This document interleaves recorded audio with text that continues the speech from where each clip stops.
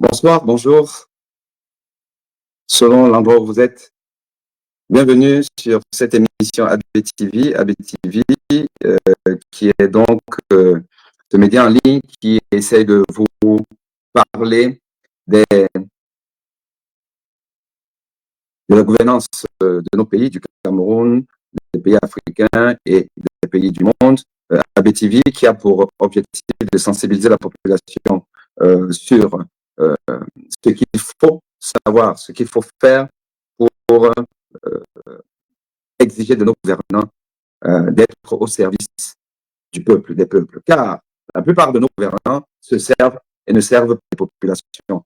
Et nous sommes là pour vous dire ce qu'il faut faire, car le peuple est souverain. Le peuple est souverain et le peuple doit savoir s'approprier sa souveraineté, ce qui est loin d'être le cas de nos jours. Nous voyons ci et là des dérives de nos gouvernants, un business à leur profit, au profit de leur famille. Et tout ça au détriment donc des populations. Et ceux-là qui s'élèvent contre euh,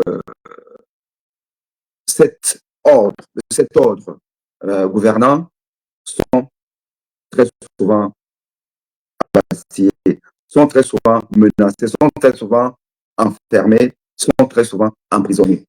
La prison, c'est le lieu par excellence des hommes politiques.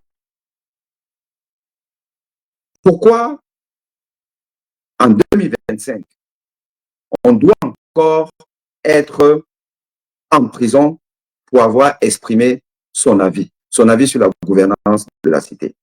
Pourquoi doit-on être menacé? Pourquoi doit-on être assassiné? Parce qu'on a dit que l'ordre dominant ne veut pas entendre. Pourquoi l'ordre dominant, au lieu de gouverner, de bien gouverner, d'apporter le bonheur aux populations, alors que c'est bien par ces slogans que les gouvernants sont arrivés à la magistrature suprême? Pourquoi, pour simplement ne pas être d'accord avec eux, nos vies doivent être en danger? C'est toute la question de la démocratie en Afrique.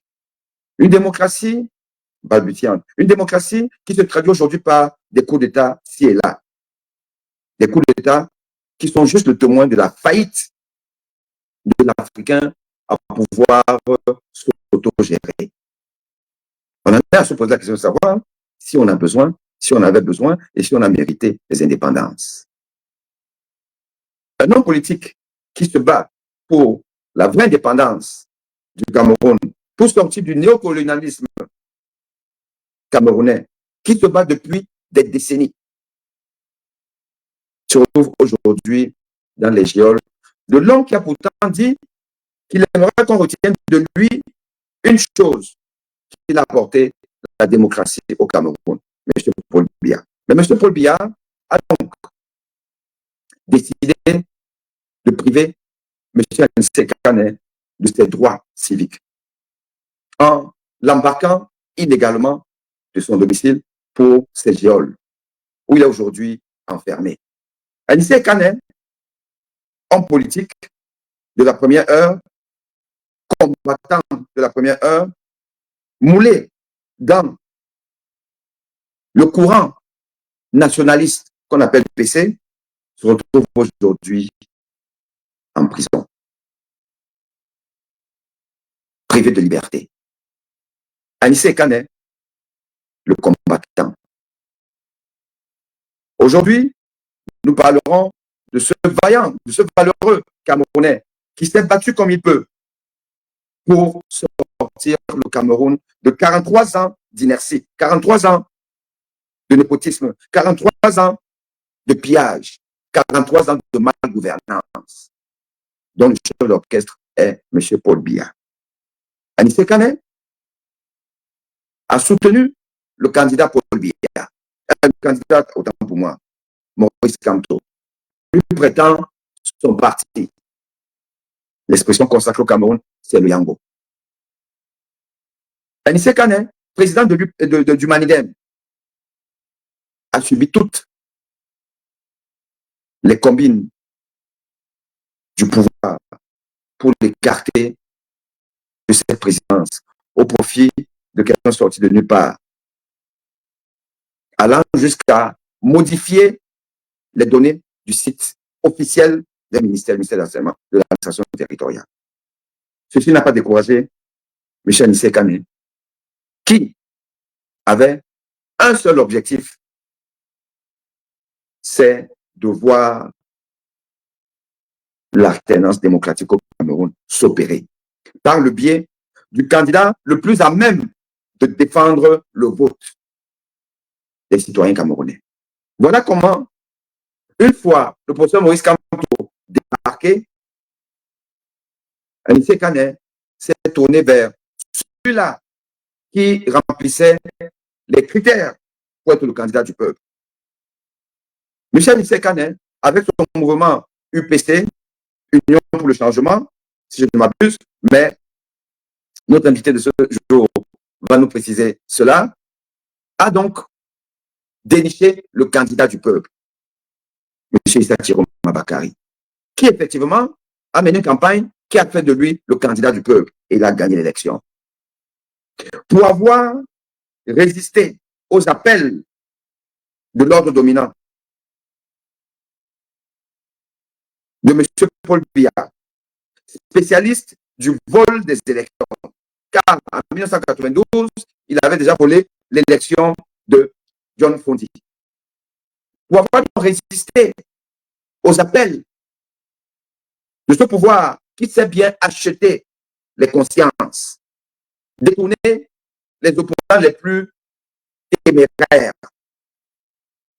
pour avoir résisté, Anissé Kane se retrouve aujourd'hui en prison. Le débat du jour est posé. Monsieur Anissé Kane, qu'est-ce qu'il et nous parlerons du côté humanitaire de la problématique de M. Anissé Kane. Peut-on garder dans les géoles tout citoyen et quel que soit son état de santé, y a-t-il des dispositions légales imposées par le respect des droits de l'homme qui font d'un prisonnier d'une certaine catégorie en termes d'état de santé, qui font de ce prisonnier un prisonnier privilégié, un homme privilégié, quelqu'un qui mérite des égards. Ou alors, au Cameroun, on en a cure. C'est le débat du jour. Et pour cela, ABTV invite le fils de M. Anissé Kane, qui plus est médecin. Donc, aujourd'hui, nous parlerons Anissé Kane père, vie de famille, nous parlerons de Anissé Kane, homme politique, le grand malade qui mérite des égards au vu de sa pathologie et de son âge. Et surtout de ce que il ne lui est rien reproché d'objectif. Nous parlons de ça. Et pour cela, après le jingle, nous allons accueillir le docteur Ekane, fils de M. Anissé Ekane. Allez, on y va avec le jingle.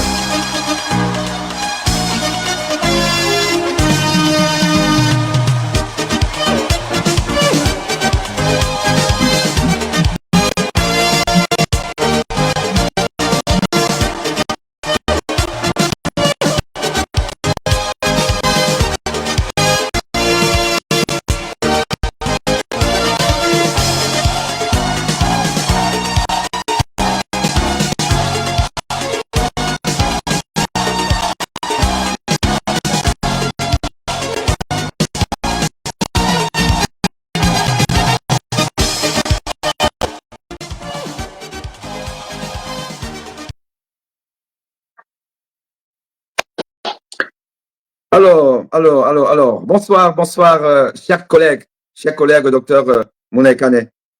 Bonsoir, professeur Boni, comment allez-vous? Ça va, ça va, ça va. Enfin, ça va, ça va pas, ça va pas, ça va pas. Ça ira mieux que lorsque le Cameroun se portera mieux. Mais là, ça ne va pas. On est Et d'accord. bon, j'espère qu'il y a quand même un peu le moral parce que vous en avez besoin. Après, il y a le moral parce que, alors, moral, le déni, je te saurais préciser lequel des deux. Il faut quand même savoir que c'est des choses auxquelles on a, entre guillemets, la chance d'être préparé. Hein, ça faisait, avant la mauvaise nouvelle du 24 au président Ekane, que tu sais très bien qu'ils vont venir te cueillir. Pour ceux qui connaissent bien le monsieur, ça a eu l'effet contraire. Hein, où on a encore en tête ces dernières déclarations, notamment à l'encontre du ministre de l'administration territoriale. Donc, c'est des choses auxquelles on est préparé. Ce n'est pas la première arrestation, ce n'est pas la première brimade, ce n'est pas la première hospitalisation liée à ces activités politiques, ni intimidation, ni menace de mort. Donc, on garde la flamme haute. Très bien, très bien, très bien. On garde la flamme haute, ça c'est important. Et pour garder la flamme haute, il faut que le maximum de Camerounais, le maximum d'Africains, le maximum des citoyens du monde soient au courant de l'affaire Anissé Kane. Et pour ce faire, tout ce qu'on peut demander à ceux qui nous suivent, aux internautes, partage. Le partage permet de garder la flamme, car ça entretient l'information, ça entretient la dénonciation. Donc, je vous demande ici, là, de tapoter partout où vous êtes, sur TikTok, sur YouTube, sur Facebook, et partagez, partagez, partagez, partagez. Invitez vos amis à venir sur ce plateau. Vous aurez la possibilité de poser des questions au docteur Mounay Kane, le fils du grand combattant, du héros national, celui qui, à l'occasion de dans la shortlist des héros politiques camerounais. Je crois que ça ne souffre d'aucune discussion. Anissé Kane a rejoint ses aînés, ses pères, ses modèles.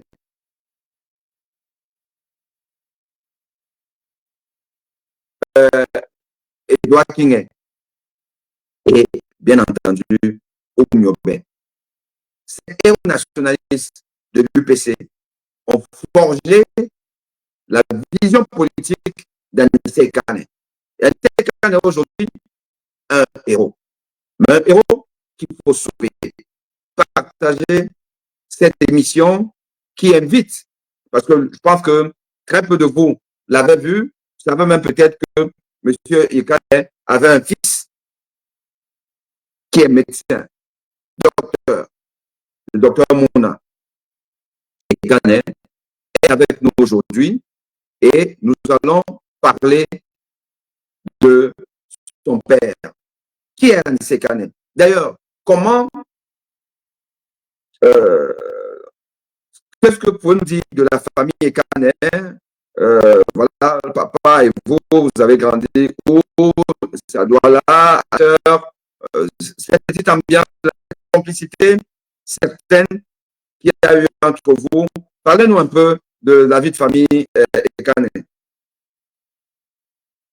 Il est difficile de parler de la famille Ekane, j'entends la famille nucléaire sans aborder la famille Kanamoro, qui est connue de tous les habitants d'Aqua et en particulier du quartier Bonadimo Aqua, notamment au Carrefour Tif, qui, par l'intermédiaire de mon grand-père, Kanembo Frédéric, s'est installé à Bonadimo il y a pas mal de décennies et qui est en fait une famille originaire à la base de Bomono. Nous faisons partie de la grande famille Bonangim. Voilà, donc connu pour faire les meilleurs miondors du Cameroun, mais aussi pour son amour de la viande de chat. passage, Beaumono, c'est mon village. Ah, donc Voilà. on est en famille. Donc voilà, donc ce n'est pas devant vous que j'apprends pour le fort caractère qui frise voir l'entêtement, donc une affinité certaine et naturelle pour la rébellion. Ainsi expliqué, beaucoup de choses paraissent beaucoup plus claires. Alors, mon enfance et celle notamment de mon premier petit frère est vite rythmée par l'actualité politique des années 90. Les arrestations à répétition, les intimidations, les menaces de mort, les vies mortes. Aller au cours ou ne pas y aller, je me rappelle sans la date exacte, je crois que je devais être en 4e, 3e. Et par exemple, je crois que pendant 3 ou 4 mois, il n'y avait pas de cours. Donc, j'avais toujours la question de savoir y aller ou ne pas aller, alors que mon père était le principal, bien parmi les principaux instigateurs de ces mots d'ordre. Donc, c'était un peu ça l'ambiance de notre enfance. J'ai aussi une petite anecdote. Je m'en suis rendu compte en regardant un livre qui a été écrit sur l'affaire Yondo Black, où mon père expliquait qu'il était allé juste avant son arrestation sur un yacht qui appartenait au maître Yondo Black. Je présente par ailleurs mes sincères condoléances à la famille de ce grand homme qui a, au même titre, et je me suis rappelé après avoir lu ce livre que j'étais dans ce yacht-là déjà ce jour-là, où je croyais assister, moi naïf, jeune enfant, à une balade sur le Vouri, alors que se discutait dans ce yacht les méandres d'une affaire qui allait conduire plus tard à l'avènement de la démocratie au Cameroun. Donc voilà ce que je peux vous dire. Nous sommes 4 enfants, entre guillemets, déclarés. C'est une petite blague. Donc, dont je suis l'aîné, mon petit frère qui suit, il a quand même 9 ans. Il y en a un autre. Donc, le prochain est aux États-Unis et nous avons une sœur. Voilà. Est-ce que je dois continuer ou vous Très bien. Donc, alors, ou bien on peut préciser sur l'enfance, le Cameroun et tout, non, c'est ça? oui, oui, oui, oui. Oui. OK. Donc, les premières années, c'est très rapidement, parce que je ne vais pas empiéter sur peut-être les questions à venir sur son parcours politique. Les premières années de mon enfance, c'est aussi l'exil, hein, parce que pour ceux qui ne le savent pas, mes parents, pas seulement mon père, mais ma mère également, ont été en exil en France et en clandestinité. Et ont milité activement, on ne peut plus activement. À quelle période? Donc, il faut un peu situer. Donc, les années entre 75 et 82. C'est 75 et 82, je crois. 75 même et 83, parce que le retour. Donc, quand je dis 75 et 83, parce que je suis des années 75. Et l'UPC est active. Je l'en parlais tout à l'heure parce que c'est la période où ils font des formations militaires, des formations politiques, même en Europe de l'Ouest.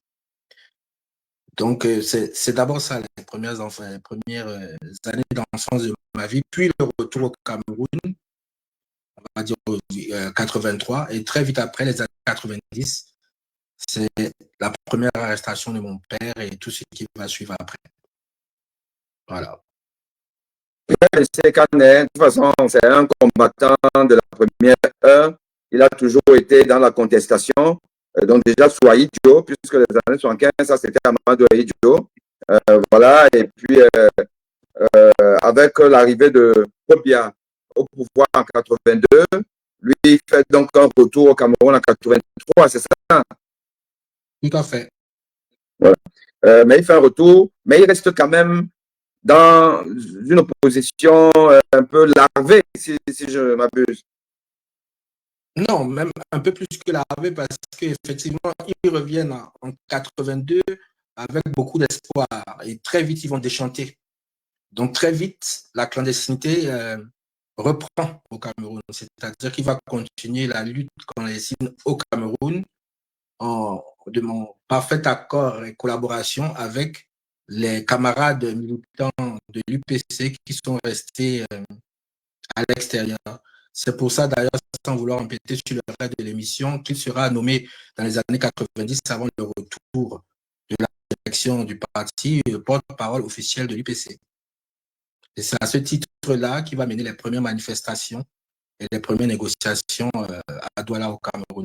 Alors, mais comment on explique ça? Parce que, voilà, effectivement, en 82, Amadou Ahidjo démission à la surprise de tout le monde. Nous, moi, j'étais encore assez jeune, mais bon, on était déjà imprégné par la peur que transmettaient nos parents. C'est qu'il ne fallait pas parler. Ahidjo, c'était un peu un tyran de peur assez larvé dans la société. Et donc, parce qu'il était quand même un type assez imposant, omniprésent. Et il annonce qu'il s'en va. Et ils n'ont Paul Biya.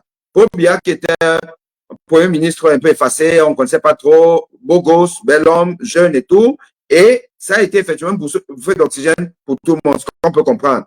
Et donc, je pense que c'est dans cette logique, cette dynamique, cette effervescence du renouveau que votre père décide avec d'autres camarades, certainement, je pense, de Henriette Ekoué et consorts, de revenir au Cameroun.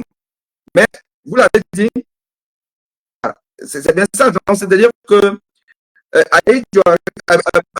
Biya arrive au pouvoir en 82, donc dès 83, 84, il y a déjà quoi, la désillusion. Qu'est-ce qui se passe? Je dois me répéter, comme vous l'avez dit, ils reviennent avec un espoir, c'est le renouveau, c'est le changement. En fait, de ce qu'il me raconte, c'est que Paul Biya arrive avec des promesses. Il arrive avec des promesses de faire les choses différemment. Il demande même, aux exilés de rentrer. Et de ce que me racontent les parents, c'est une fois arrivé, très vite, ils se rendent compte que non. Il y a des premières arrestations de camarades, il y a des traques, et on connaît la suite des événements dès 84, les élections. Ben, voilà, donc ils vont très vite avoir une grosse désillusion. Et très vite, notamment mon père, maintenir le combat en clandestinité. Il y a des petites anecdotes qu'il me racontait. Il était capable, par exemple, c'est une anecdote en passant, des actions qu'il menait. Il faisait des tracts. Il faut imaginer qu'à cette époque, les photocopieuses, encore moins les ordinateurs, n'étaient vulgarisés comme elles sont aujourd'hui. Donc, faire des tracts, on pouvait facilement être retrouvé. Et il allait les déposer dans des toilettes, ou bien dans des bouts de rue, voilà, des tracts de l'UPC pour appeler au soulèvement populaire. Ok, alors, on va dire, parce que c'est ce qu'on sait, c'est ce qu'on pense, c'est ce qu'on dit de Paul Biya. Donc, le machiavélisme de Paul Biya a commencé dès son accession au pouvoir. C'est-à-dire qu'il va dire aux exilés camerounais, non, non, rentrez, le pays est ouvert, c'est pour tout le monde, mais en sachant qu'en fait, lui, il avait déjà commencé sa traque et puis sa violence politique. Oui, c'est tout à fait bien documenté, hein, que les auditeurs qui ne connaissent pas cette partie de l'histoire soient rassurés. Ce n'est pas mon opinion personnelle. Les discours d'appel à la réconciliation, au retour des exilés, à la gouvernance différente, sont bien présents. Ils sont vieux, donc ils ont un peu été oubliés. Et les faits d'armes du régime aussi, notamment, en voulant entrer dans les détails, le carnage ou bien la traque dès 1984 sont tout aussi bien documentés. Et ça, tous les exilés, notamment politiques, qui ont fait l'erreur de croire en cela et de rentrer, voilà, ont été grandement déçus. Et mes parents en font partie. Je ne suis pas sûr que le choix serait le même, en tout cas en ce qui concerne ma mère. Et bon, mon père, c'est autre chose parce que voilà, c'est tout un Alors, autre logiciel, vous le comprendrez. alors, votre mère, elle est où actuellement? Ma mère vit au Cameroun. Elle est au Cameroun. Et donc, elle vit cette situation-là de son mari qui est une fois de plus en prison. Et encore, là, être en prison dans les années 84-85 et aujourd'hui, ce n'est pas la même. C'est qu'on a quand même un âge où on a quand même besoin d'être plus en sécurité sur le plan santé. Puisqu'on va aborder le sujet tout à l'heure. Et donc, comment elle vit ça? Alors, je vais avoir un sentiment partagé parce que vous posez bien la situation. C'est-à-dire, effectivement, ce n'est plus le jeune homme de 30-35 ans qui est en prison à l'époque dans les années 90, mais ce ne sont pas également les mêmes conditions de détention. Les anecdotes que papa raconte sur ces années de prison, notamment à Yokadouma, au sein du CNR, je crois qu'il était à Batouri, à Yaoundé, comment ça s'appelait, je crois, je ne sais pas si c'est Kondengui, il devait avoir un nom, bref, à l'époque de M. Fauchivé, même s'il était en très bonne santé, ce qu'il vivait à l'époque donnait un peu froid dans le dos. Donc, je pense honnêtement que les conditions de détention, quoique nous allons voir dans le cas spécifique de mon père, qu'elles sont peut-être un peu plus subtiles, mais tout aussi machiavéliques. Ce ne sont plus les mêmes. On n'est pas dans de la torture physique, mais on est dans quelque chose de. On va le voir tout à l'heure, quand même finalement très vicieux, très malin. Mais heureusement, nous avons. Et les acteurs de la société civile étaient assez, comment on appelle ça, vigilants pour dénoncer ce qu'on va appeler, entre guillemets, leur plan. Donc, elle est partagée, c'est-à-dire qu'elle a connu ça, hein, c'est celle qui l'a accompagnée dans les années 90. C'est comme ça qu'elle a connu le Cameroun profond parce qu'ils se sont amusés à aller balader dans toutes les prisons les plus sordides qu'ils pouvaient avoir à l'époque. Et aussi par le sentiment de voir si même sur ses conditions, entre guillemets, sont meilleures qu'à l'époque. Un homme qui est, de toute façon, qu'on le veuille ou non, et ce n'est pas une insulte, affaibli par l'âge, qui a toujours le moral et qui a toujours, comme je voulais toujours dire, la hargne et l'affinité pour la rébellion d'un Écanet. Mais l'âge, c'est l'âge. Très bien. Alors, il y a un internaute qui a posé la question là, où est-ce que vous, au Cameroun ou ailleurs? Donc là, je vous pose la question. Vous êtes où? Vous exercez où? Alors, ça, c'est vraiment un choix personnel. C'est pour ça que seuls les proches, par exemple, me connaissent. Pour c'est suite au contexte aujourd'hui je m'adresse publiquement, mais j'attache une grande importance au respect de ma vie privée et autant que possible, j'essaie de la préserver. Aujourd'hui, vous remarquerez que c'est la première fois que publiquement, même je prends la parole, notamment en tant que fils de Canaan. Pour la petite anecdote, dans un groupe WhatsApp de mes anciens amis de la fac, alors que nous ne sommes pas nombreux, nous sommes une quinzaine, il se reconnaîtra. C'est en voyant le flyer de votre émission qu'un de mes camarades, que je connais pourtant depuis 20 ans, me dit « Mais je ne savais pas que Kananissé était ton père. » Bon, c'est parce que je suis quelqu'un d'assez discret sur ma vie. Je donnerai des informations, mais savoir où je vis, où je travaille, Absolument, je suis marié, absolument, les enfants, absolument, c'est pas très absolument. important. Bon, vous êtes médecin, docteur en médecine, ça c'est suffisant. C'est suffisant. Et ça prouve que M. Kane n'a pas fait que lutter pour le peuple camerounais, mais il a aussi pensé à sa famille, il a pensé à élever ses enfants et à leur donner un avenir certain. Donc ça, c'est bravo à lui. Alors, si on revient donc sur son combat politique, déjà, il y a quand même une question qui me vient à l'esprit. Après tout ça, toute cette torture, Yokadouma, Yoko, Babatouri, tout en Bastillé, et à l'époque de Fauchivé, et puis pour les jeunes qui ne savent pas, Fauchivé, à Tangandji, c'est la gnognotte. À Tangandji, c'est rien. À Fauchivé, Voilà. Mais, et ça ne l'a pas découragé.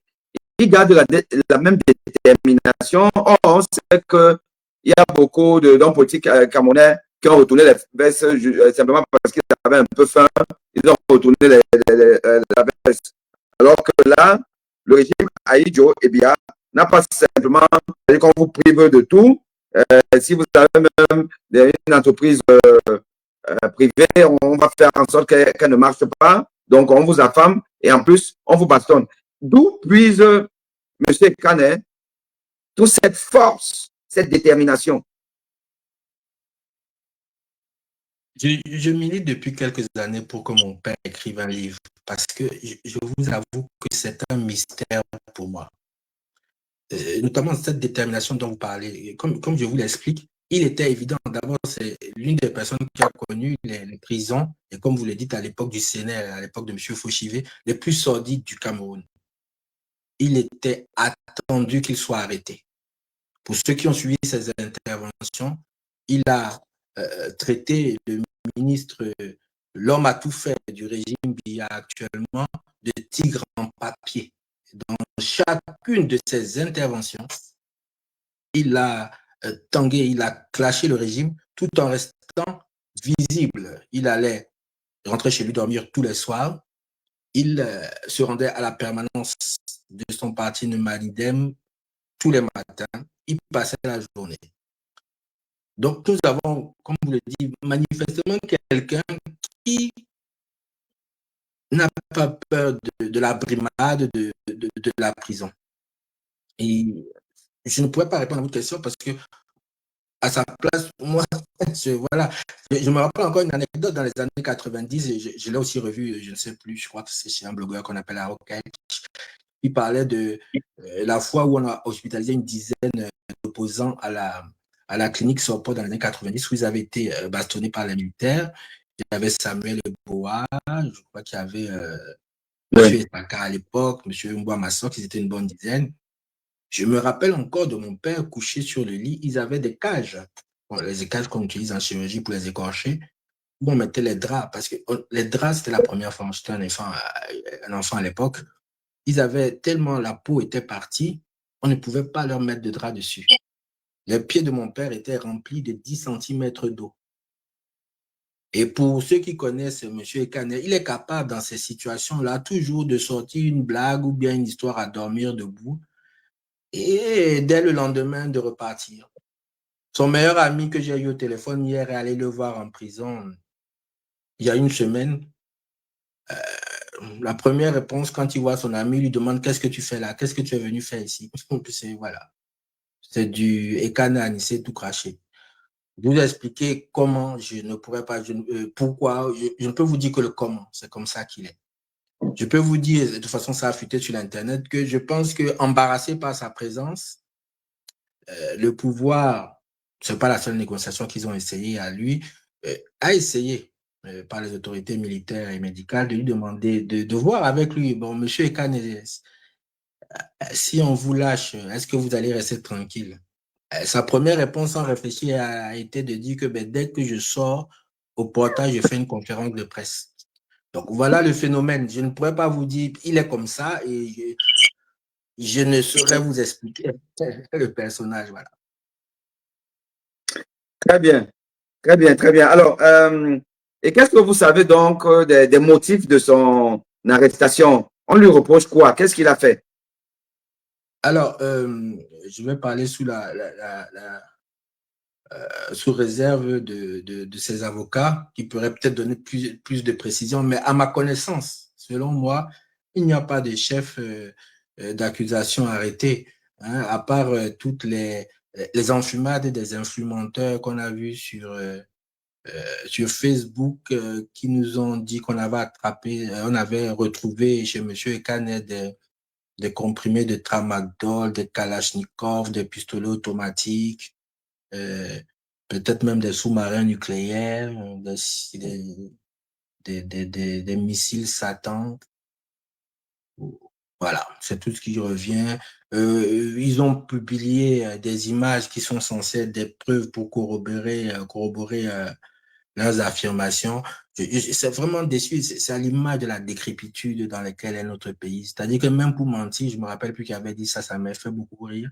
Je crois que c'est un analyste politique. C'est-à-dire que même pour mentir, il ne montre même pas de manière professionnelle. Toutes les images publiées sur le net, que ce soit celles de mon père ou bien que ce soit des armes qui ont été retrouvées chez elle, sont facilement retrouvables sur Internet et les dates auxquelles elles ont été publiées. Donc, c'est vraiment du ridicule. Donc, on attend de voir. D'ailleurs, sur la question, je ne sais pas si vous êtes au courant aussi, il faudrait que je retrouve le terme exact. Le phénomène, M. Kane a décidé qu'il ne se rendrait plus à aucune audience militaire, Ouais, au ouais, ouais. tribunal militaire. Tant que, j'ai oublié de quel nom il les a affublés, mais il a dit tant qu'à Tangandji, Clément Tangana et puis Paul Biya, qui est le donneur d'ordre, tant qu'ils ne seront pas au tribunal militaire, lui, il n'ira plus. C'est comme ça qu'il s'est retrouvé justement avec l'affaire Yondo Black. Il a eu la peine la plus élevée, je crois que c'était 5 ans à l'époque, parce que aux grandes dames de ses avocats, alors qu'on lui avait demandé de faire profil bas, il avait dit haut et fort, je suis UPCiste, je le dis haut et fort, et je le resterai. Donc on est vraiment, c'est un monsieur, bon, voilà, c'est du Très bien. canalisé. OK. Alors, donc là, actuellement, il se trouve en privation de liberté. Arrêté pour on ne sait pas trop quoi, mais bon, on imagine que c'est parce qu'il réclame le respect du vote des Camerounais. Le respect du vote des Camerounais en faveur d'un opposant, et notamment l'opposant qu'il a soutenu, M. Issa Chiroma Bakari. Et le pouvoir a donc décidé de le museler, comme il a muselé aussi d'autres leaders de la contestation, dont le professeur Abba Oyono, à qui nous transmettons tous nos soutiens. Monsieur Ndjekan Kameni, qui est d'ailleurs le partenaire de votre père dans ce mouvement UPC, Union pour le changement. C'est bien ça, déjà UPC là, c'est Union pour le changement. Union pour le changement 2025 et il est 2025. L'un des partenaires parce que l'Union pour le changement 2025, c'est de nombreuses organisations politiques, de nombreux acteurs de la société civile et de nombreuses personnalités publiques. D'accord, d'accord. Donc, deux Kampiameni aussi qui est avec lui et qui ont eu à doubler Ifati Roma se retrouvent aussi dans les géoles. Alors, mais maintenant, ce qui préoccupe les Camerounais, l'opinion publique, c'est de comprendre la situation sanitaire de M. Anissé Kane, dont on sait depuis qu'il a quand même quelques petits problèmes de santé, comme nous tous d'ailleurs, mais des problèmes de santé qui nécessitent un suivi assez particulier, assez étroit. Et ce n'est surtout pas dans les prisons camerounaises que ce suivi peut être efficient. Parce que déjà, pour ceux qui ne sont pas en prison, on sait qu'au Cameroun, il faut surtout ne pas avoir certaines maladies parce que ça peut être compliqué. Alors, donc, et on entend parler, enfin, on entend quand même dire plein de choses et parfois des informations alarmistes qui nous viennent de là où il se trouve. On nous parle de l'extracteur d'oxygène qu'on a confisqué, qui a disparu, on ne lui donne pas, ainsi de suite. Alors, qu'est-ce que vous pouvez nous dire de ce qui est de sa santé, ce que vous pouvez dire, parce qu'effectivement, vous êtes médecin, je suis médecin, le secret médical est quelque chose de fondamental et les Camerounais n'ont pas à connaître le dossier médical d'Anissé Kane, mais les quelques informations qui peuvent être publiques, ce sera avec plaisir que les Camerounais aimeraient savoir ce qu'il en est et effectivement donc de l'environnement médical qui entoure sa présence là-bas où il est. Qu'est-ce que vous pouvez nous en dire? Donc, c'est la présence fondamentale, la raison fondamentale pourquoi, effectivement, j'ai répondu et je vous en remercie encore à votre invitation, c'est que j'accompagne mon père dans son parti médical depuis maintenant, on va dire, 2 ans. Et ceci avec le concours de nombreux médecins spécialistes ou généralistes camerounais du CHU de Yaoundé, mais aussi de l'hôpital général de Douala et de la Quintigny. Ce que je peux vous dire, sans entrer dans les détails, sans violer le secret médical ou bien ce qui est déjà connu, c'est que mon père souffre d'une pathologie pulmonaire chronique depuis quelques années et il expose donc à des épisodes de détresse respiratoire aiguë, d'accord, qui peuvent jusqu'à aller engager son pronostic vital. Les téléspectateurs avaient remarqué lors de certaines de ces interviews, lors de la campagne qui a été très éprouvante pour lui, et il y a des moments où il n'avait pas de souffle, où il toussait. Et bon, ça c'est la petite parenthèse, parce que les esprits mal intentionnés ont toujours des histoires à dormir debout. Certains affirmaient qu'il était alcoolisé ou non. Ce n'est pas connaître mon père qui ne consomme pas d'alcool depuis sa jeunesse. Il peut lui arriver de boire un fond de verre de vin. Encore que moi, j'ai appris que ça se faisait après moi. De mon temps, il ne buvait aucune goutte d'alcool. Bon, bref, je reviens. Donc, notamment ces épisodes de détresse, sa pathologie pulmonaire chronique nécessite un traitement à vie qui a été institué par un médecin pneumologue du CHU de Yaoundé. Et ces épisodes de détresse respiratoire aiguë, donc comme je disais, qui peuvent engager son pronostic vital, nécessitent instamment des soins d'urgence lorsque la détresse respiratoire s'installe, ce qui peut lui arriver assez souvent, notamment dans des situations de stress. Et nous sommes dans ce cas-là. Donc, je peux aussi, pour les besoins de la cause, vous dire qu'il a eu deux antécédents d'embolie pulmonaire documentés. Documentés pour le public, ça veut dire que ce n'est pas des suspicions, elles sont objectivées. Également, un trouble du rythme, ça tombe très bien parce que nous avons, si ce n'est le plus grand, l'un des plus grands spécialistes de la rythmologie camerounaise. Hein, vous ne direz pas non, professeur Woni. Et voilà, il a d'ailleurs à son actif plusieurs passages dans les services de réanimation de Douala, de Yaoundé et de certains hôpitaux de référence. Pour la petite anecdote, le matin du mardi 6 août, du jour de la forfaiture, il part directement de sa chambre du service de réanimation de l'hôpital de Yaoundé, si je ne me trompe, pour l'audience à la Cour constitutionnelle. Il y a passé donc la nuit en soins. Voilà. Si vous avez une question pour me relancer, sinon je peux continuer sur toutes les petites... Non, avant que je ne vous relance, je vais demander aux internautes de partager, les amis. Partagez. Regardez, il y a à peine 30 partages. Vous ne pouvez pas être dans la compassion envers M. Anissé Kane et garder l'information pour vous. Qui mieux que son fils et encore médecin pour nous parler de l'état de santé de M. Anissé Kane? Et vous êtes là, vous ne partagez pas. Vous ne partagez pas. Peuple camerounais. Pourquoi nous ne voulons pas être dans une solidarité absolue? La solidarité voudrait que vous ne gardiez pas pour vous des informations que vous avez. Partagez, enregistrez. Ceux qui sont sur TikTok, enregistrez, partagez ça. C'est très important. Nous allons aborder des questions humanitaires. Là, je vous apprendrai beaucoup de choses. Et vous comprendrez à quel point nous sommes dans un pays violent, très violent, où Paul Biya, comme on l'a d'ailleurs dit tantôt, là, est Machiavel. Et il n'est pas devenu Machiavel. Il est né Machiavel, Paul Biya. Pour preuve, s'il est au pouvoir, c'est parce que il a usé justement de ce côté machiavélique qui veut que vous donne l'impression d'être un agneau, un type calme, un type affable, posé. Et ça a trompé Amadou Ahidjo.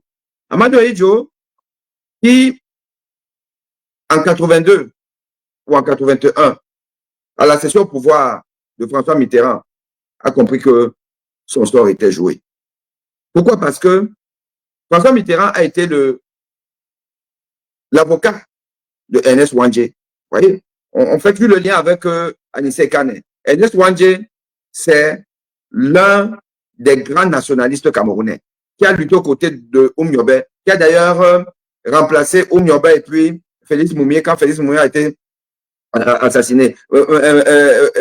Ernest Wandje est devenu donc le patron politique de l'UPC.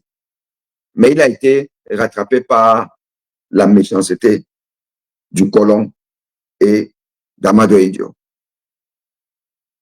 Et là donc, il devait être passé sur la place publique.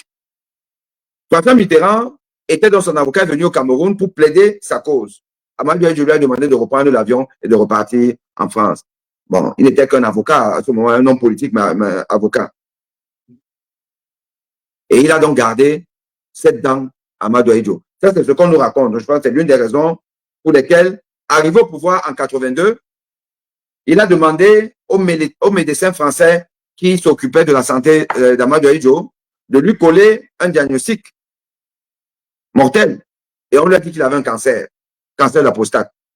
Et il lui restait jusque quelques jours. Mais il faudrait donc qu'il se repose pour au moins essayer de repousser l'échéance. Donc, se reposer, ça veut dire démissionner de ses fonctions de président de la République. Voilà comment Amadou Idio démissionne. Et quand il démissionne, il faut bien qu'il passe le relais à quelqu'un. Alors qu'il était entouré d'hommes politiques forts de l'époque, les Samuel Leboa, Alice Vondor et bien d'autres hommes politiques qui avaient la pointe, qui étaient quand même d'envergure à l'époque, Idio est allé choisir le Moumou Paul Biya. Paul Biya qui se faisait gifler par ses collègues. Alice Vondor avait giflé Paul Biya lors d'un conseil ministériel, je pense. Voilà. Le mec dont on entendait rarement la voix, Amadou Idio, est devenu le bourreau du Cameroun. Et il a d'ailleurs d'abord fini avec celui qui lui a laissé le poste, Amadou Idio, au point de refuser que sa dépouille rentre au Cameroun. C'est ça, Amadou Idio, Paul Biya. Machiavel de la première heure, depuis toujours. Donc, aujourd'hui, nous assistons à un autre visage, un autre pan de la cruauté de ce monsieur. Et vous ne pouvez pas garder ça pour vous. Vous ne pouvez pas garder ça pour vous. Vous devez partager. Là, vous êtes à 80 partages, ce n'est pas suffisant. Continuez à partager, s'il vous plaît. Et on revient donc avec le docteur Ekane. Donc, embolie pulmonaire, double embolie pulmonaire, une arythmie cardiaque sans précision. Et aussi, j'ai pu comprendre que c'est même peut-être ce qui a dû accélérer son insuffisance respiratoire, parce que je crois que c'est au moins ça, les concitoyens peuvent retenir qu'il y a un problème d'insuffisance respiratoire. Mais l'insuffisance respiratoire, c'est en fait la finalité de plusieurs maladies des poumons, qui amène donc finalement le poumon à ne pas remplir sa fonction essentielle qui est d'oxygéner le sang. Parce que les poumons reçoivent de l'air qui contient de l'oxygène. Et cet air-là rentre donc dans les poumons à partir du nez, la trachée, les bronches et arrive dans les sacs qui terminent les bronches, les bronchioles. Donc, les sacs qu'on appelle les alvéoles. Et donc, cet oxygène, enfin, cet air qui arrive là-bas, l'oxygène qui s'y trouve va donc diffuser dans le sang à travers la barrière alvéolo-capillaire. L'oxygène vient dans les poumons pour entrer dans le sang, pour oxygéner le sang et permettre donc à tous les organes du corps humain de bien fonctionner, d'être nourris par tout ce qui est comme nutriments dans le sang, mais aussi l'oxygène. Et les poumons auront aussi pour rôle d'évacuer le déchet qu'on appelle le gaz carbonique, que le sang va ramener des organes vers les poumons et ceci sera évacué dans l'organisme. Donc, cette fonction respiratoire permet à chacun de nous de fonctionner, de vivre normalement. Mais pour telle ou telle maladie, cette fonction peut donc être altérée. Donc, l'oxygène ne va pas être bien diffusé à partir des alvéoles vers les capillaires sanguins. Et on parle donc d'insuffisance respiratoire. Il y a plusieurs causes, plusieurs étiologies d'une insuffisance respiratoire. Et M. Anissé Kanem a donc une insuffisance respiratoire due à une cause dont on ne vous parle pas parce que ce n'est pas important pour vous. Mais j'ai cru comprendre, chers collègues, qu'il y a quand même aussi une histoire de Covid. Est-ce que c'est vrai et qui aurait peut-être même donc déclenché un certain processus? Si, tout à fait. Ça a été, je pense qu'il est même passé plusieurs fois à la télé à l'époque. Il a été très affecté par les infections Covid. Il a eu des passages notamment en réanimation à cette époque-là. Donc, sans que ça ait été jusqu'à maintenant bien argumenté, certains médecins aussi avancent le terme de Covid long, qui aurait pu effectivement affecter à long terme ou bien progressivement son poumon. Ça fait partie des hypothèses diagnostiques. Et donc, au risque de me répéter, effectivement, il a payé un lourd tribut à la période du Covid. Il était passé à la télé pour en parler plusieurs fois. Et c'est effectivement depuis cette période que c'est allé en s'aggravant. Donc, maintenant, c'est l'histoire de l'œuf ou de la poule qui était là en premier. Non, je pense que ça, on peut expliquer aux gens. La COVID, comme beaucoup d'autres maladies, peut être, et a certainement été, le déclencheur d'un phénomène qui était déjà là, latent, quiescent, et ça a juste été un accélérateur. Et ça, on connaît ça pour plusieurs autres pathologies pour lesquelles le Covid ou la Covid, peu importe comment on va appeler ça là, va être le facteur déclencheur. Mais aujourd'hui, on est largement au-delà des effets de la COVID en tant que le virus SARS-CoV-2. Voilà. On a tous eu, et nous les cardiologues, nous avons beaucoup connu ça au début de la fin de la COVID, c'est-à-dire que l'année qui a suivi la COVID, on recevait encore des patients qui se plaignaient souvent d'essoufflement, parfois de douleurs thoraciques, de palpitations, ils n'étaient pas bien et tout. Et on leur fait des examens, notamment les examens cardiologiques, on ne trouvait rien. Donc le virus n'était plus là, mais c'est les effets latents. Et on pense qu'il y a une part de tropisme neurologique avec dans un dérèglement au niveau donc de la commande neurologique où on a tous les centres, c'est-à-dire que le centre de la respiration, le centre du cœur, des battements cardiaques, tout ça là, c'est le cerveau qui commande tout. Et donc, comme le virus du SARS-CoV a un tropisme multi-organes, donc certaines personnes, il y en a, vous savez, qui ont perdu l'odorat, donc ne sentaient plus des odeurs, ou alors le goût, ils mangeaient sans savoir tout ça là. C'est une affection au niveau des fonctions supérieures. Donc, en fait, aujourd'hui, moi, je ne vois plus, et je pense que mes collègues ne voient plus des personnes qui gardent les séquelles de la COVID en tant que COVID long. On est très loin de la COVID long. Donc, ceux qui restent dans une insuffisance respiratoire comme M. Anissé Kanem, c'est une maladie autonome à part qui n'a rien à voir avec le COVID, même si c'est que le COVID a juste été l'accélérateur pour que ça ne manifeste. Et je crois savoir d'ailleurs que ces bilans d'imagerie qu'il a eu à faire ont posé un diagnostic réel de sa pathologie. Voilà. Alors, donc maintenant, qu'il est quand même un grand malade, on va dire, et qu'est-ce qu'on parle de l'oxygène, extracteur d'oxygène? C'est quoi? Il a besoin de l'oxygène, Anissé Kanem? Il a besoin d'oxygène, notamment dans ça c'est de manière urgente, lors des épisodes de détresse respiratoire aiguë. Mais également dans des cas un peu moins graves, lorsqu'il y a une dyspnée, une hygiène respiratoire qui s'installe ou bien une grande fatigue, l'oxygène le soulage. Et ça peut être de manière continue pendant 2 ou 3 jours. Ça peut être sur une période de 6 heures à 12 heures, mais effectivement, c'est quelque chose qui lui est indispensable au quotidien. Et pour parler de... Je pense que vous voulez revenir sur la polémique sur les dispositifs médicaux qui lui ont été confisqués. Non, avant cela, Mm.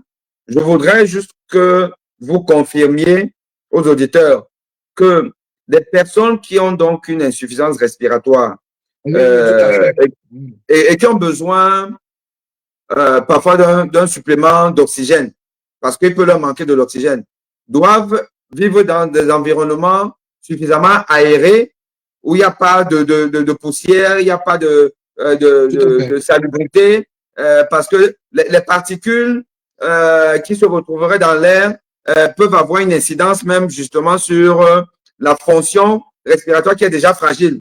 Et je ne Tout suis à pas fait. sûr que en prison, et les prisons camerounaises telles qu'on les connaît, sont les lieux où effectivement des insuffisants respiratoires tels que MCK devraient se trouver. Est-ce que vous confirmez ça?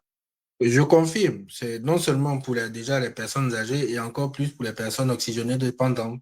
Nous avons effectivement, vous l'avez si bien expliqué, un poumon fragile qui a besoin d'un air enrichi en oxygène, où la pression en oxygène est augmentée pour pouvoir faciliter ou augmenter le passage d'oxygène dans le sang.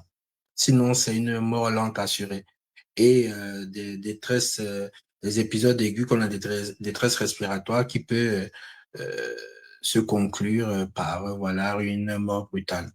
Je confirme, de toute façon, même pour vous paraphraser, pour, euh, pour peu qu'on connaisse un peu les prisons camerounaises, elles ne sont même pas faites pour un homme en bonne santé. Voilà. C'est-à-dire que la promiscuité, l'état d'insalubrité des prisons camerounaises ne sont même pas faits de prime abord pour un homme jeune ou en bonne santé, encore moins pour des personnes âgées ou bien souffrant de pathologies. Alors, Et donc, juste, d'autant plus qu'elles sont arrêtées arbitrairement et sans aucune accusation fondée. OK. Alors, donc, là, c'est quoi l'histoire, justement, donc, d'extracteur d'oxygène, on lui prive de son oxygène et tout ça là. Est-ce que vous me dire un peu ce qu'il en est? Oui, je vais vous en parler et vous dire mon sentiment. Et les auditeurs ou les téléspectateurs comprendront un peu la polémique qui est née sur les réseaux sociaux et s'en feront une idée. C'est-à-dire que c'est vraiment un climat de suspicion et vous allez comprendre pourquoi. La polémique part du fait que, donc, pour tout ce qu'on vient d'expliquer, le président Ekane a besoin de dispositifs médicaux au quotidien pour surveiller sa maladie, adapter son traitement, prévenir, anticiper ou voir soulager ces épisodes aigus de sa maladie.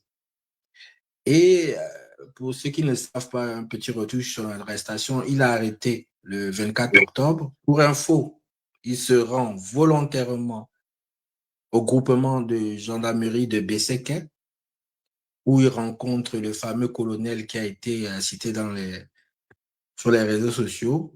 S'ensuit un échange cordial. Il vient au groupement de Besseke parce qu'il a été averti que l'un de ses neveux a été arrêté. Il se joint donc là-bas pour savoir pourquoi son neveu a été arrêté et demander sa libération. Et on lui a demandé d'attendre et subitement, il y a visiblement des éléments qui visiblement venaient de Yaoundé, qui sont arrivés une trentaine de minutes plus tard, qui l'ont molesté. Ça, ce sont des faits rapportés. Donc, la polémique s'inscrit en fait dans le fait que dans sa voiture, avec son chauffeur qui a aussi été arrêté, et jusqu'à aujourd'hui, on ne sait pas pourquoi, mais il est déféré à la prison de Newbel, ainsi que la trésorière du parti politique Manidem, sans qu'on puisse avoir d'éléments probants. Aujourd'hui, Incroyable. jusqu'à aujourd'hui, encore incarcéré Florence Ticho à la prison de Newbel. Donc, Ekane Anissé est molesté, son chauffeur est arrêté et sa voiture, puisqu'il s'est rendu au groupement de gendarmerie de Besseke avec son chauffeur en voiture, est donc immobilisé au groupement de gendarmerie de Besseke. Dans cette voiture, il y a donc ces dispositifs médicaux qu'il utilise continuellement dans la journée en fonction de son état clinique. Ce que je peux citer, il y a des chambres d'inhalation. Hein, professeur Boni voit de quoi il s'agit. Il y a un saturomètre qui lui permet de surveiller sa saturation en oxygène. Et il a un extracteur à usage personnel d'oxygène. Donc, après être arrêté au groupement de BCK-S24, comme s'il y avait une urgence, qu'ils avaient peur de quelque chose, il le transfère dans la nuit, hein, comme s'il se cachait secrètement au secrétariat d'État à la Défense à Yaoundé. Dès que, quelques jours après, nous avons appris son arrestation, il faut dire que dans les premiers jours, il n'était pas dans une très grande forme. Ses avocats n'ont cessé d'interpeller les autorités sur la présence de ces dispositifs médicaux nécessaires à son quotidien et au groupement de gendarmerie de BCK. Les documents publiés par Maître Hippolyte sont disponibles sur Internet. Il a bien signifié qu'ils sont au mieux ignorés et au plus, ils sont moqués. Donc, voilà un peu comment commence la polémique et la suspicion déjà commence à monter. Pourquoi, pendant plus d'un mois, professeur Boni voit de quoi je parle, ce ne sont pas des appareils monstrueux, pourquoi on ne les remet pas aux prisonniers afin qu'ils puissent se prendre en charge lui-même, tout simplement. On se pose la question de pourquoi ils sont retenus. Les questions commencent à apparaître. Sont-ils en train de manipuler les appareils? Sont-ils en train de les détériorer? Sont-ils tout simplement en train de les garder pour pouvoir ce que nous allons appeler beaucoup plus tard une mort lente et programmée? Le dernier épisode qui va installer complètement l'état de suspicion, l'ambiance de suspicion, c'est le fait que il y a maintenant 10 jours, un samedi matin, la femme de Kana Anissé reçoit un appel du chauffeur de Kana Anissé qui est censé être à la prison de Newbel.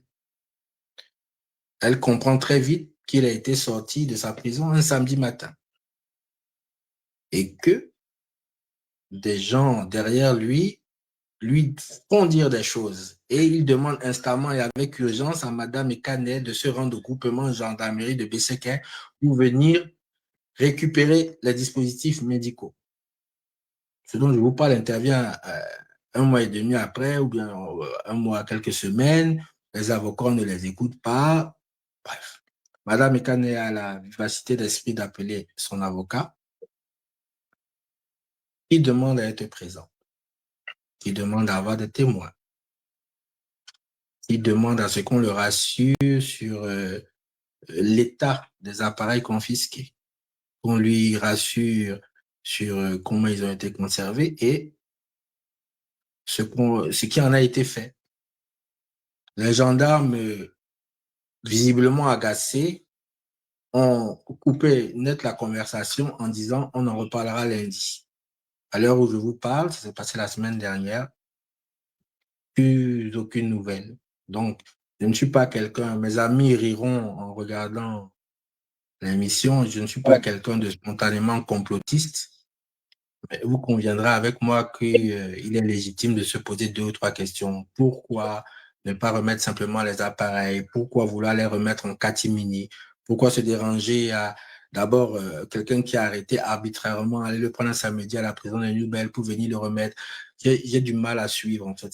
Après, c'est des gens qui sont très difficiles à suivre. C'est peut-être le but. Donc, voilà sur l'épisode des dispositifs médicaux et la polémique sur les réseaux sociaux. Nous reviendrons sur le reste de la prise en charge médicale, on y reviendra après. Alors, si je comprends bien, M. Anissé Ekanet a été interpellé, il a été conduit manu militari dans les géoles du CED en ne prenant pas son dispositif médical, dont son extracteur d'oxygène. Il est donc enfermé, il est là-bas sans ce dispositif. Pourquoi? Parce que eux, là-bas, dans les prisons de Paul Biya, ils ont ce dispositif. Là-bas, est-ce qu'il a eu besoin de l'oxygène? Si oui, est-ce qu'il a eu droit à de l'oxygène, même si ce n'était pas parti de son dispositif à lui? Est-ce que là-bas, ils ont mis à sa disposition de quoi tenir la route? Non, non, non, non, non. Ils l'ont fait une seule fois. Après, parce qu'on parle de polémique chez les dispositifs médicaux, il y a eu une première polémique sur sa mort annoncée. Oui, À sa mort annoncée, pendant quelques jours, ils ont mis à sa disposition un appareil d'oxygénothérapie. Mais il faut dire que même ce qu'ils disent, certaines personnes s'avancent en disant qu'il a la cellule d'infirmerie. Je n'y étais pas personnellement, mais les faits qui me sont rapportés, il s'agit surtout d'un couloir aménagé avec 3 gendarmes continuellement avec lui autour de lui. Ce n'est en rien une infirmerie ou un hôpital dédié. Il est bien dans une cellule au CED. Ils ont juste dans leur grandeur, espérance et grandeur, ils ont bien voulu aménager un lit dans un couloir. Et comme je l'ai dit, il y a effectivement l'extracteur d'oxygène, il y a des chambres de nébulisation qui lui sont aussi, comme on appelle ça, nécessaires, et la saturation, son saturomètre. d'accord. Donc, là où il est, on lui donne, on lui a donné quelquefois, surtout à l'époque où on nous a alerté que ça ne va pas, qu'il est en train de décéder. On lui a donné un peu d'oxygène, mais certainement de manière rationnée et pas comme il aurait réellement besoin quand il a besoin. Sauf d'autant plus que la, le monitoring même de son besoin en oxygène par le saturomètre, certainement, il ne l'a pas à sa disposition en permanence, alors qu'il a tout ça dans sa voiture. Tout à fait. Tout à fait. Quel est le but? Quel est le but de cette maltraitance, d'après vous? C'est la question à $1 million.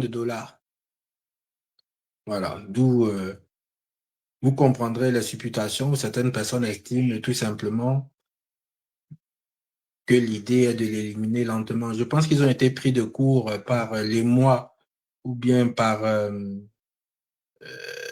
comment on dit ça, le retentissement que ça a eu, notamment, parce que là, on va peut-être pas l'aborder aujourd'hui, il y a la grande question de l'annonce de sa mort. Qu'est-ce qui s'est passé? Qui appelle un membre de la famille à 3 heures du matin pour dire qu'il était mort et comme par hasard, pendant 6 heures, on n'a pas accès à sa chambre. Je ne suis vraiment pas de nature complotiste, mais c'est-à-dire que tout se passe comme si ils essayaient de tenter l'opinion, essayaient de préparer l'opinion à quelque chose et dans les faits, ils font tout pour Alors, l'accompagner. Voilà. est-ce que on pourrait pas aussi se dire que ils essayent de le faire souffrir au maximum en rationnant ses soins pour ce grand malade qu'il est, pour le faire craquer, pour le faire craquer, pour qu'il fasse peut-être finalement comme Dieu Kam Tchameni a fait, puisque on a vu, encore il faudrait savoir si c'est vrai, on a vu un message circuler, une proposition de Dieu Kam Tchameni de, allez, à la limite, disons, de composer avec le pouvoir illégal de Paul Biya pour un gouvernement d'union nationale, on veut dire. Est-ce que ce n'est pas le but qu'ils recherchent en pensant qu'ils vont faire craquer Anissé Kane? Bon, professeur Boni, vous êtes très malin. Je m'étais promis de me garder de faire des sorties de route politique, mais vous êtes dans le vrai. C'est-à-dire que quand on regarde la chose de manière holistique, en prenant de la hauteur, effectivement, depuis que M. Ekane, et même avant qu'il y ait, ça je peux le confirmer parce que j'ai été son confident politique ces derniers mois, il a été, dès l'annonce de la candidature portée par du professeur Kamto, porté par le Manidem, il a été assailli d'intimidation et de proposition. Il m'avait montré le SMS d'un responsable très connu qui lui avait demandé « c'est toi qui fais cette affaire-là » et on lui avait bien sûr demandé quel serait son prix et que son prix serait le leur. Pour revenir aux épisodes beaucoup plus récents, effectivement, il nous est rapporté que dès le début de son arrestation et au courant de sa détention, depuis le 24 octobre, il lui demande de négocier. Ils essayent de négocier sa sortie, ils essayent, on parle de faire pression sur Chiroma. Parce qu'en fait, c'est vrai que quand on regarde très bien, tout est bien orchestré. C'est-à-dire, on verrouille les choses de telle sorte que sa santé ne soit pas bonne. Comme par hasard, les lanceurs d'alerte affiliés au régime font des sorties pour dire que M. Chiroma est à l'aise et a abandonné ses compagnons de lutte. Moi, je pense que c'est tout à fait bien orchestré et que c'est le but. C'est de faire pression non seulement sur le président Chiroma, c'est de méprendre la population et de forcer M. Ekanani, c'est ce qu'il n'a pas fait jusqu'à aujourd'hui, de venir à la table de négociation. Sur la petite parenthèse politique dont vous avez parlé, nous avons évité, parce qu'heureusement qu'elle n'a pas eu de grand retentissement, les gens ne s'en sont pas beaucoup occupés, mais c'est l'occasion pour moi de dire, et ce message est clair, il est net, il est décané, anissé. Trahir, selon lui, avec le régime en place, négocier avec le régime en place, ce serait trahir le peuple. Il l'a dit avant son arrestation, il l'a répété à de nombreuses reprises après son arrestation. Son préalable est le seul et le fondamental est le respect de la vérité sortie des urnes. Toute autre communication attribuée au président Ekane relève de la sorcellerie politique. Ok, alors, dites-moi, au-delà de l'oxygénothérapie, la nécessité d'avoir de l'oxygène de temps en temps et de mesurer son taux de saturation en oxygène par l'oxymètre, dont on le prive actuellement, il y a certainement pour sa pathologie certains médicaments possiblement dont il a besoin. Et ces médicaments, est-ce qu'on les trouve au Cameroun? Est-ce qu'on les achète facilement au Cameroun? Comment ça se passe avec les autres médicaments dont il a besoin pour son problème de l'insuffisance respiratoire? Effectivement, donc pour revenir à la petite explication pour aider les téléspectateurs, donc là, les dispositifs médicaux dont on a parlé jusque-là, c'était essentiellement notamment pour les épisodes aigus, mais comme l'a bien rappelé le professeur, il faut toujours se rappeler de ce qui est sous-jacent, c'est sa pathologie pulmonaire chronique. Et il a effectivement besoin de médicaments à vie pour ralentir la progression de la dégradation pulmonaire. Le diagnostic, que nous n'allons pas citer nommément ici, mais il est disponible à travers ses avocats, a été posé au CHU de Yaoundé. La prescription de ce médicament qui doit ralentir la dégradation de la fonction pulmonaire a été prescrit par un pneumologue du CHU de Yaoundé. Et je puis vous assurer qu'à l'heure où je vous parle, le président Ekane ne reçoit pas son traitement. Ce n'est pas un traitement disponible spontanément au Cameroun. C'est un traitement qu'effectivement, il faut commander. Ce n'est pas le principal problème, mais il faut le plateau technique adapté pour évaluer d'abord l'efficacité du traitement, mais aussi surveiller les effets secondaires du traitement cité. Très bien. Parce que là, nous allons parler justement des effets secondaires de ce traitement, qui nécessite donc un suivi très précieux, rapproché par des experts en la matière, des médecins, notamment pneumologues ou internistes, qui ont l'habitude de ça. Et cette surveillance, elle est lourde. Elle est lourde. Et nous allons voir ça et nous allons essayer de nous projeter dans les prisons du Cameroun si un prisonnier est capable d'avoir cette prise en charge là-bas. Donc, regardons, par exemple, ceci.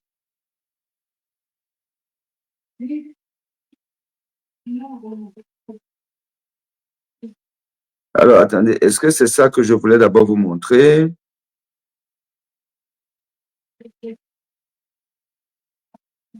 Alors, ce traitement, quand on le prend, on a des risques. Des risques de complications. Des risques de complications. Et ces risques-là nécessitent donc une surveillance rapprochée. Alors, on parle risques liés au traitement. Parce que c'est un traitement lourd, c'est un traitement rare, pas disponible au Cameroun. Il faut le commander. Voilà. Et donc, c'est un traitement qui, malheureusement, est assez lourd en termes de complications et d'effets secondaires.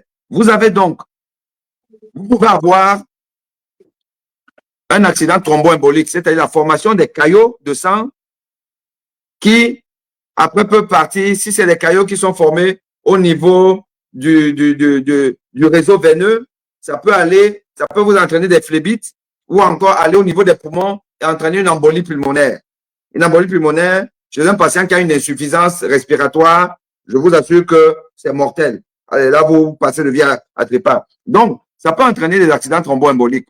Ça peut entraîner des anévrismes, augmenter les enzymes hépatiques, dont le foie va être malade. Ça peut augmenter la pression artérielle, donc une hypertension artérielle, des hémorragies. Donc, ça peut entraîner une toxicité hépatique. Ça peut entraîner des infarctus du myocarde, les insuffisances, enfin, une insuffisance rénale, une colite ischémique, c'est-à-dire que le ventre va vous faire mal parce que, voilà, les artères qui apportent le sang au niveau des intestins ont des emboles et puis vous pouvez faire des diarrhées, vous pouvez avoir des douleurs au niveau du ventre. Ça peut entraîner une dissection aortique, des microangiopathies thrombotiques, de la nausée, effectivement, la neutropénie. Donc, c'est-à-dire que vos globules blancs vont diminuer dans le sang. Et si parce que les globules blancs sont les soldats de notre organisme. Si vos globules blancs diminuent, vous êtes exposé à faire des infections à tout moment. Ça peut entraîner une perforation des intestins, une septicémie, donc c'est-à-dire une infection généralisée. Syndrome d'encéphalopathie postérieure réversible. Syndrome néphrotique, donc c'est au niveau des reins, des vomissements. Vous voyez tout ce que le traitement peut entraîner. Et il faut donc une surveillance régulière. Donc, le patient doit avoir une surveillance du foie, donc une surveillance hépatique. La fonction rénale doit être surveillée puisque ça attaque les reins. Les prises de sang doivent être faites régulièrement parce que le sang peut être perturbé. La pression artérielle, il faut surveiller la pression artérielle. Et vous vous rendez compte, donc, que quand vous avez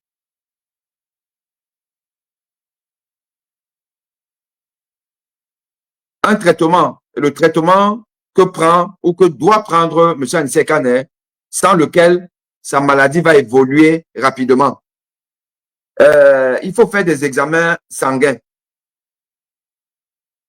Les examens sanguins vont comporter l'analyse des marqueurs du foie, notamment. On doit regarder sur le plan dermatologique parce que ça peut entraîner des démangeaisons, ça peut faire la chute des cheveux, il peut avoir des éruptions cutanées. au niveau du sang. On peut faire des hémorragies. On peut, comme on l'a dit, on peut avoir la thrombopénie, c'est-à-dire que les plaquettes diminuent. Les plaquettes, ce sont ces éléments du sang qui permettent au sang de ne pas être trop liquide, de ne pas être trop coagulé. Donc, ça permet de stabiliser le sang parce que les plaquettes sont un composé très important de notre organisme. Mais il ne faut pas qu'on en ait en excès, il faut pas aussi qu'on en ait en défaut. Donc, on doit surveiller tout ça là. On doit surveiller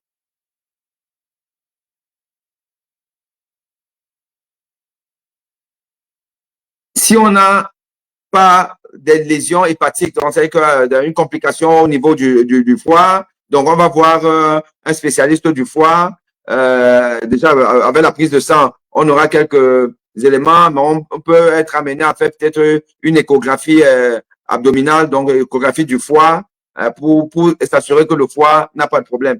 Il faut éviter d'avoir des abcès parce qu'on peut avoir des abcès. Je vous ai dit ici, si on a les globules blancs qui diminuent beaucoup dans le sang, et c'est les soldats de l'organisme, donc on est exposé à certaines infections, dont les abcès.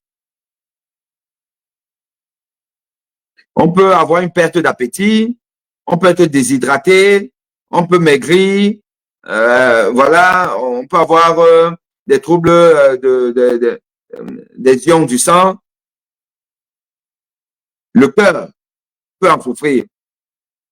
On l'a dit tantôt, accident thromboembolique, hypertension artérielle, infarctus. Il y a des tonnes de maladies qu'on peut avoir. Alors, le système digestif, c'est quand même le système le plus atteint par ce médicament en termes d'effets indésirables, des diarrhées, des nausées, voilà, mais le foie aussi, donc une pancréatite. Bon, il y a le système nerveux. On peut avoir des maux de tête, une insuffisance rénale. Tous les systèmes peuvent être attaqués, peuvent être perturbés lorsque on prend ce traitement. Or, le traitement est utile parce qu'il n'y en a pas beaucoup. Dans cette maladie, qui est quand même une maladie compliquée, rare, il n'y a pas trop de médicaments.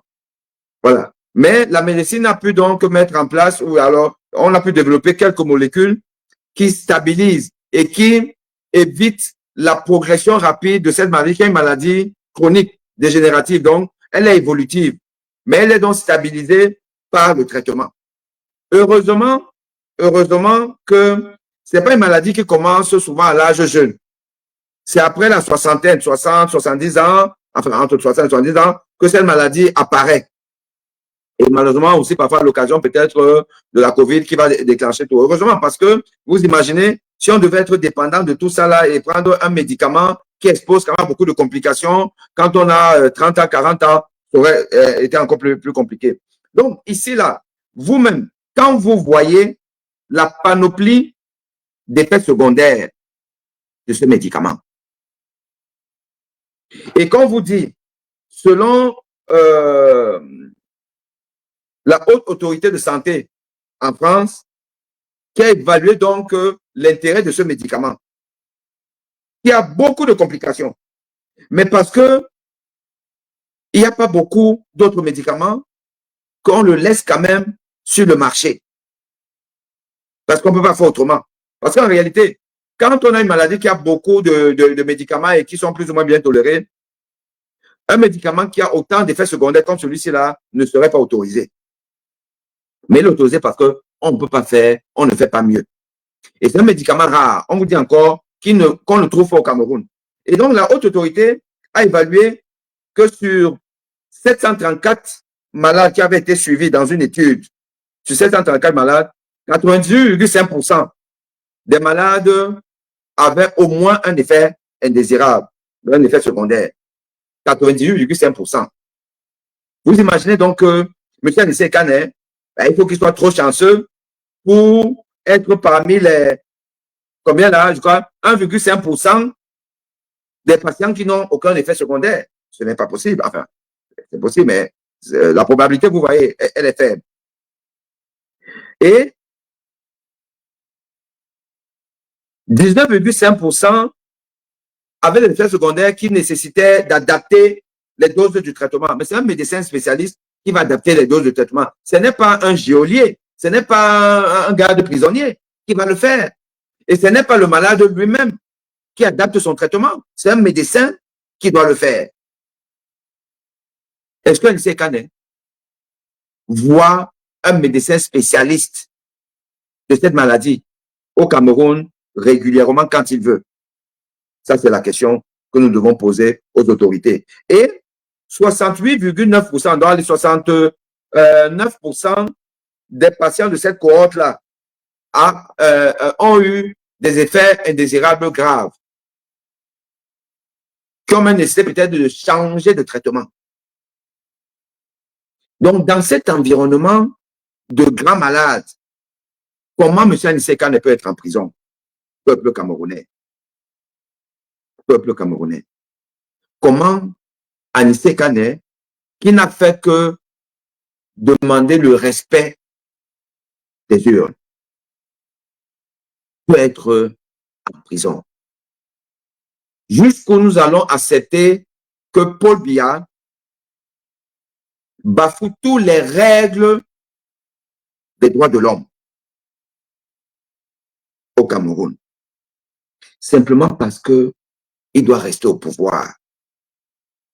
Et nous sommes là à juste nous plaindre un peu. D'ailleurs, nous sommes combien? Cette émission a été annoncée, certes, il n'y a pas une semaine, mais elle a été annoncée de manière à ce que suffisamment de Camerounais sont au courant. Mais combien vous êtes là à écouter le cri de détresse du fils Ekane? Combien sommes-nous? Et j'ai envie de vous poser la question, chers collègues. Est-ce que M. Ekane, toute son équipe rapprochée, famille, conseil, donc avocats et autres, ont le soutien de la communauté nationale et internationale? J'entends les organisations de la société civile, les organisations humanitaires, les hommes politiques, voilà, de l'opposition, bien entendu, et même la communauté, parce que on vient toujours de quelque part. Nous venons tous de quelque part. Nous avons une communauté. Est-ce que la communauté Sawa s'émeut et a apporté le soutien nécessaire à ce brave Camerounais qui n'a fait que demander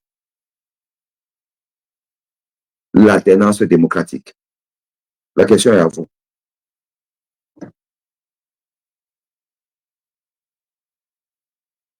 Micro, micro, micro. C'est tout bon?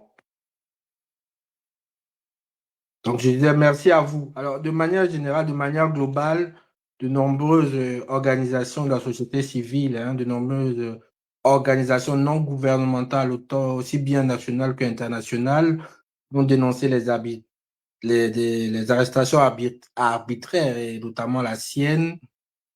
Mais je vais peut-être m'attarder un peu plus précisément sur ceux qui ont apporté un soutien moral, financier ou même politique dans le cas particulier de M. Ekane.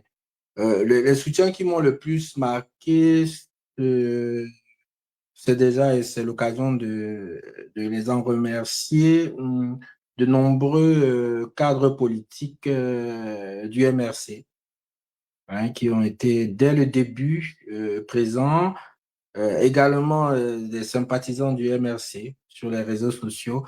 J'ai été approché de nombreuses fois ils se reconnaîtront, par des sympathisants du MRC, que ce soit de la diaspora, que ce soit ici précisément au Cameroun, pour lancé une cagnotte, notamment pour aider le président Ekane.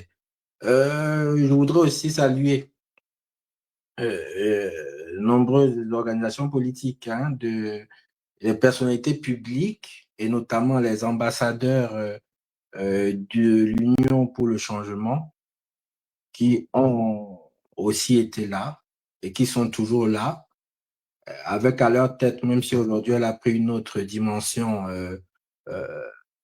Maître Alice Nkom, et pas qu'elle, hein, toutes les personnalités qui ont accompagné le président Ekane dans cette dynamique, dans ce mouvement politique et populaire qui était l'Union pour le changement de 2025.